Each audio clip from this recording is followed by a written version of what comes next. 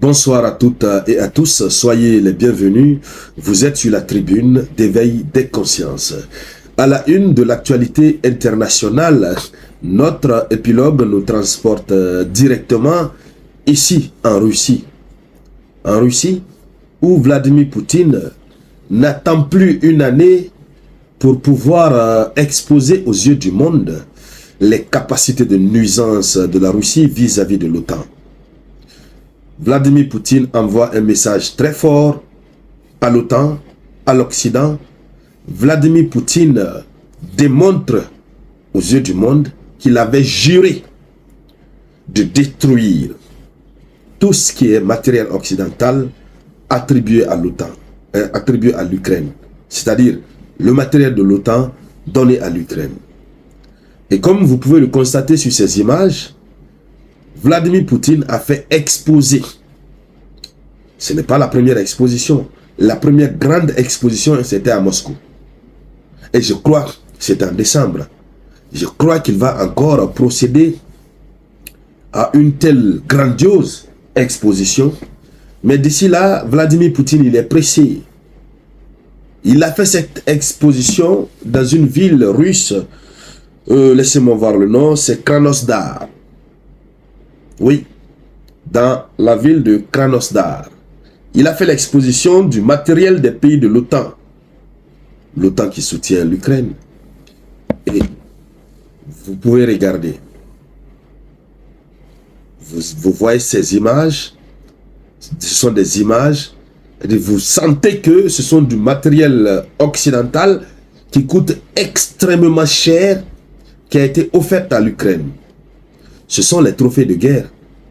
Ce sont ces trophées. Et on se souvient, pour la première fois que Vladimir Poutine avait annoncé exposer ces trophées de guerre, les Occidentaux sont passés par plusieurs moyens de dissuasion pour que Poutine arrête. Puisque ça met de la honte sur eux. Poutine a refusé. Ils sont passés par tous les moyens. Et depuis que Poutine a fait ça, il continue de le faire. Et vous savez que Vladimir Poutine a mis en œuvre une stratégie sur le champ des hostilités. C'est cette stratégie très puissante qui fait que vous voyez le matériel otanien récupéré. Certains sont en bon état. Certains véhicules, c'est seulement les pneus qui sont dégonflés.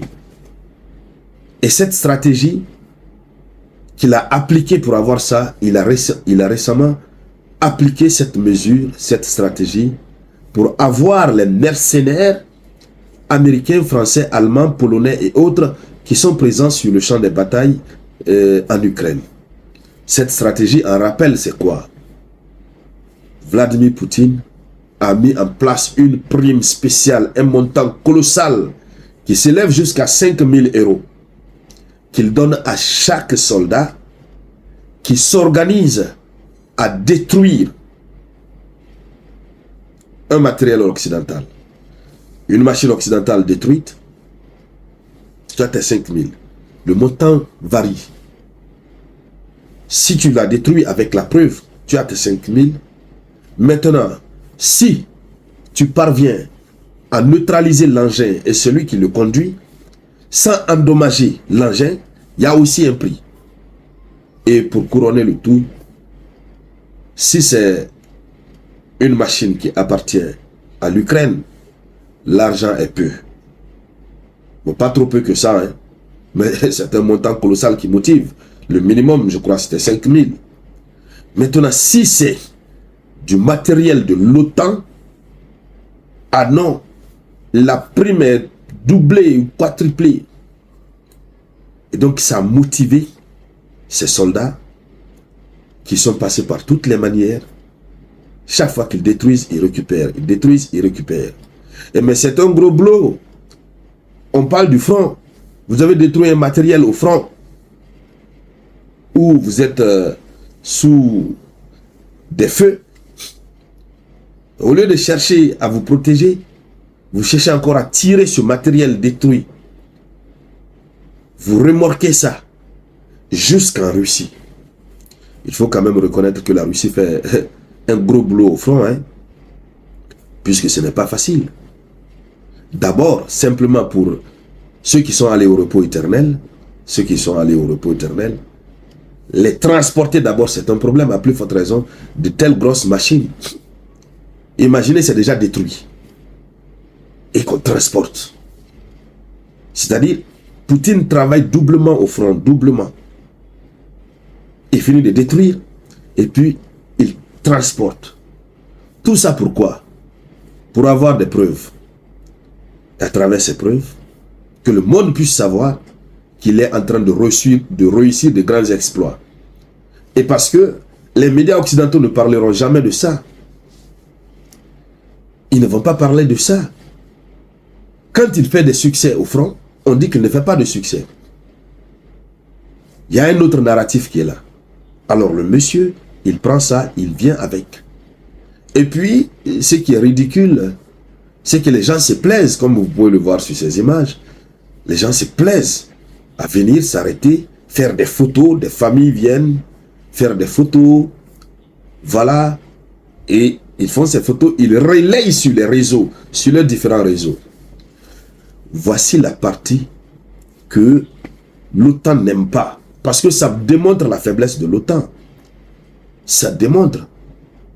Depuis qu'ils ont commencé, oui c'est vrai, il y a quelques tanks, quelques chars russes qui ont été détruits par l'OTAN. Mais l'OTAN, ou l'Ukraine même, n'a jamais procédé à une exposition. Et la situation entre la Russie et l'Ukraine, on sait désormais que ce n'est pas une situation entre Ukraine et Russie. C'est une situation réellement entre l'OTAN et la Russie, entre les Occidentaux et la Russie, comme ça a été à l'époque de l'Union soviétique. Donc, ces images ne vont pas du tout plaire à l'OTAN. Et donc, ce genre d'exposition, nous apprenons, se trouve partout en Russie. Actuellement, il est passé à une autre étape. Un peu partout, on procède à ces expositions. Alors, ce qu'il faut préciser, c'est que ce ne sont pas de matériel, ces engins que vous voyez là, ce ne sont pas du matériel ancien. Ce sont des nouveaux, fraîchement donnés à l'Ukraine. Dès qu'on donne, la Russie bousille, la Russie récupère, la Russie met en trophée. Et vous voyez, c'est pourquoi le soutien populaire militaire accordé à l'Ukraine est en train de baisser. Ce n'est pas pour ne rien. Tout récemment, on a entendu un responsable de la Moldavie dire que, évidemment, les pays européens étaient fatigués. Ils sont fatigués. Mais comment est-ce qu'ils ne vont pas être fatigués? Ils envoient le mec qu'ils détruisent et puis ils l'exposent. En tout cas, les Otaniens vont voir, quoi qu'il advienne. Ils vont souffrir de voir. Alors, mesdames, mesdemoiselles et messieurs, voici la une de l'actualité. Merci donc. Je vous reviens tout à l'heure avec de nouvelles actualités. C'était la voix de votre unique samouraï.